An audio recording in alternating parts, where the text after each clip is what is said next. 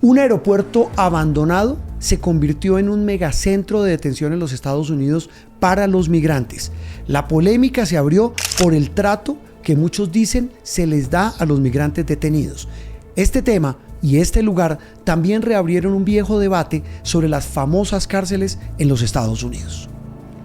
Estas han sido utilizadas en ese país para albergar criminales, pero también para guardar a quienes piensan distinto o son diferentes.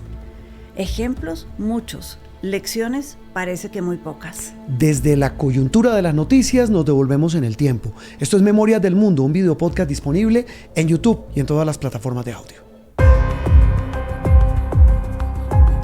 El lugar se llama o fue bautizado el Alcatraz de los Caimanes. ¿Eso qué es?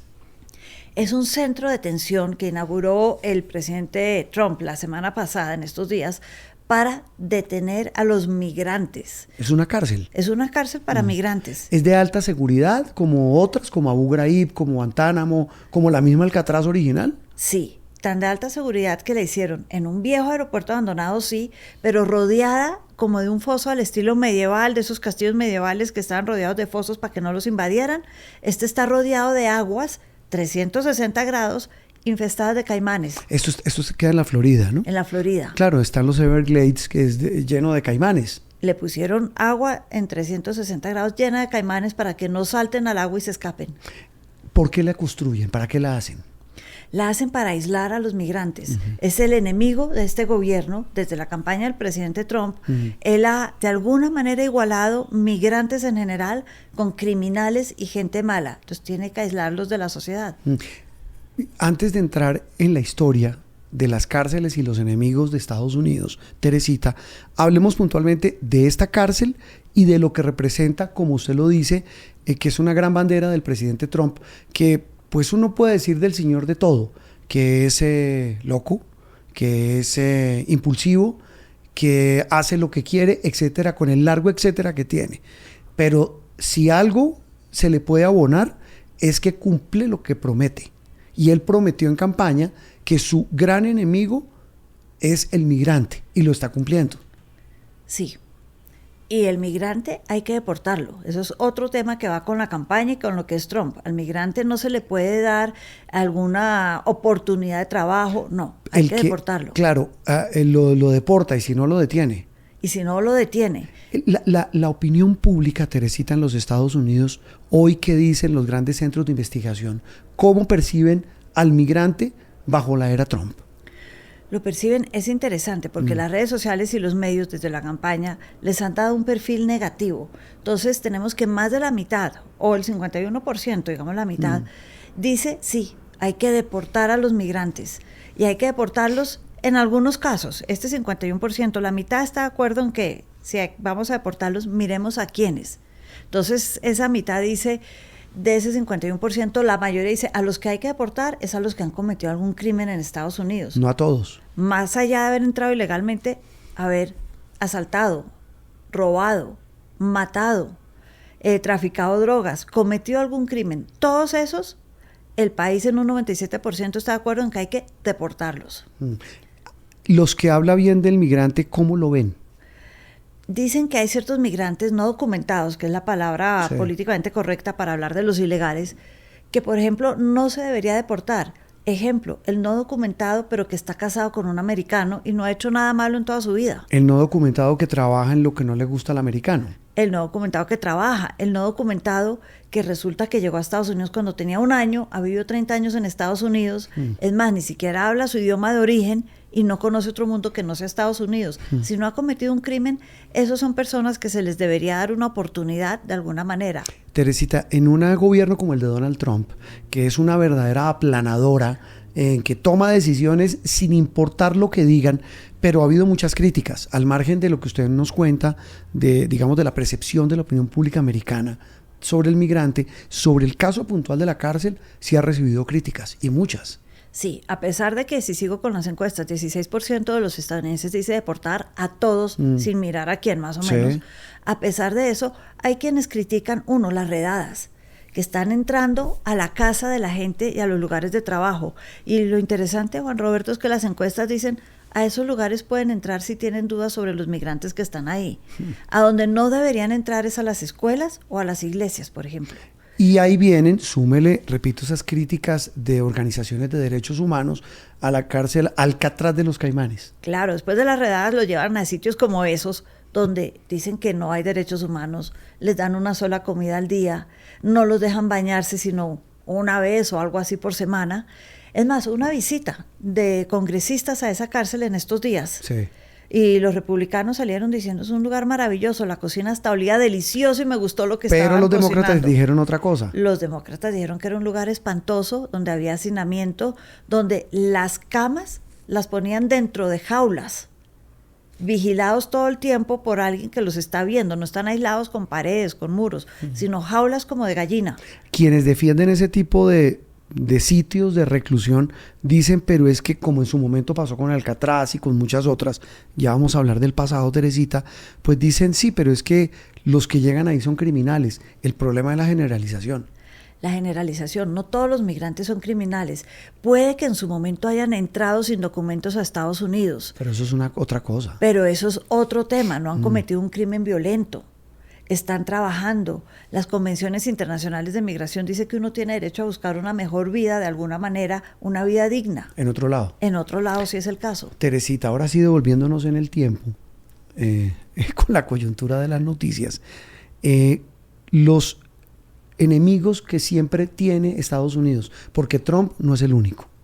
No, Estados Unidos, si lo miramos en su historia, desde que se creó 1776, se ha definido él más que yo soy como lo que yo no soy. Entonces, primero, yo no soy británico.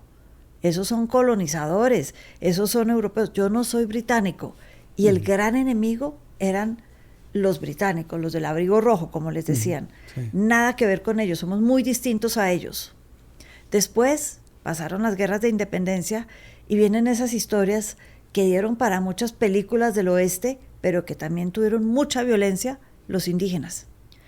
Nosotros somos mejor, no somos indígenas, nosotros no somos de la piel colorada. No somos salvajes. No somos salvajes, no vivimos en carpas, no vivimos al aire libre, nosotros no somos, y hubo una campaña de exterminio contra los indígenas muy fuerte en Estados Unidos en el siglo XIX.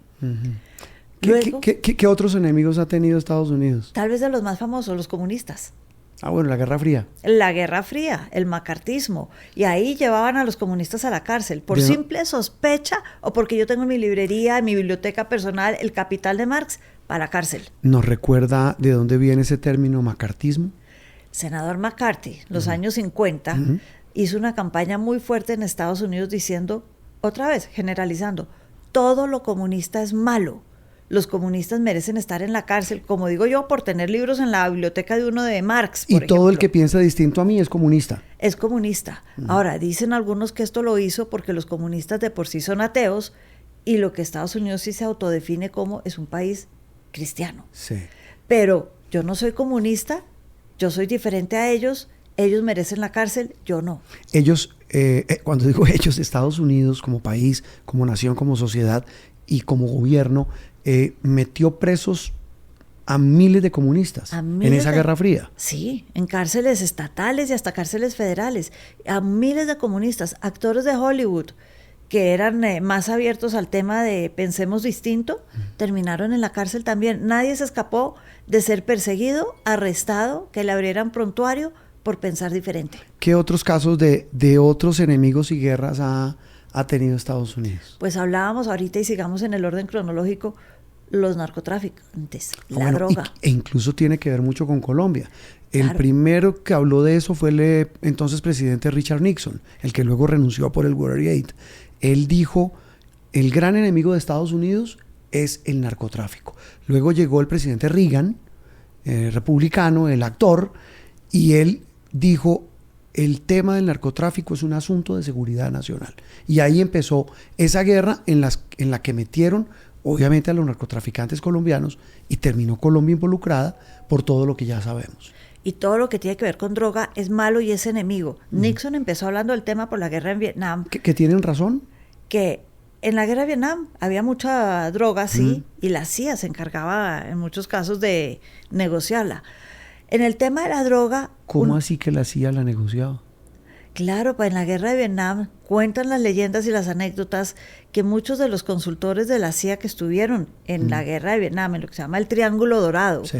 Birmania, Laos, Vietnam, esos países, había mucha marihuana y mucho opio. Y muchas veces ellos mismos la negociaban. Hay el caso de un señor muy famoso, se llama Jim Thompson, Sí.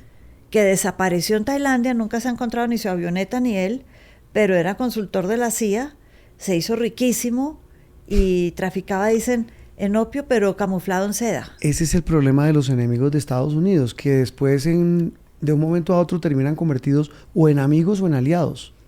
Eso pasa, pero en el tema de las drogas, el enemigo, esta generalización de Sí. las drogas, que sí hay que decir son malas en sí, terminó llevando a la cárcel a quienes las consumían también, no solamente a quienes las producían, las vendían, sino al que la consumía, generando un problema de salud pública enorme. En el caso de los narcotraficantes, Teresita, Estados Unidos también construyó cárceles para narcos, las famosas cárceles de alta y altísima seguridad. De superseguridad. Las cárceles como Marion en Illinois, que tenían toda clase de vigilancias, aislados. El crimen de narcotráfico en Estados Unidos es considerado casi que traición a la patria, sobre todo cuando es alguien que entra droga a Estados Unidos. Pero mire las vueltas de la vida. Estados Unidos, cuando convierte a alguien o algo en enemigo, un fenómeno en enemigo, ese enemigo termina sacándole provecho. En el caso de los narcos, y los colombianos terminaron aprovechando el sistema judicial americano y muchos llegaban pues con ese temor. Era la única arma que el Estado colombiano pudo tener para combatir a los narcos y que le tenían miedo era la extradición.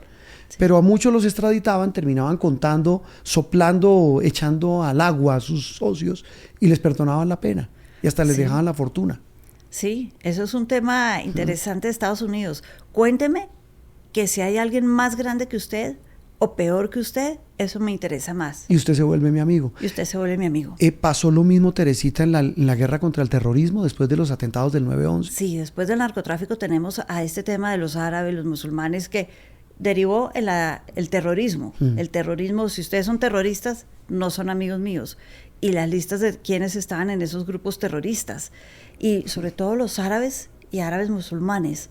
Y vimos esas cárceles tan terribles en la base militar en Guantánamo y Abu Ghraib en Irak. Y esas cárceles con el mismo debate que hoy tienen por la cárcel para los migrantes. 0 derechos, maltrato. Bueno, el caso de Abu Ghraib era tortura y había unos videos terribles de tortura. En Guantánamo, también aislados. Son cárceles que, al igual que la de las de alta seguridad de los narcos, aislaban a la gente. Uno de los grandes castigos es meterlo entre 4 paredes y que no vea a nadie, sino 10 minutos de sol una vez por semana. Mire un tema, Teresita, interesante para concluir, y es que uno ve a lo largo de la historia que Estados Unidos, que es el país de las libertades, el país del sueño americano, es también el país en el que cuando habla de defender sus intereses, puede correr las líneas éticas, y especialmente en temas de derechos y libertades, para defender lo que consideran son sus derechos. No solo sus derechos, defenderse de quien piense distinto. Y la cárcel, restringir a los que piensen distinto, es algo que no va de la mano con democracia. Teresita, porque las noticias también tienen historia. Esto es Memorias del Mundo, un video podcast disponible en YouTube y en todas las plataformas de audio.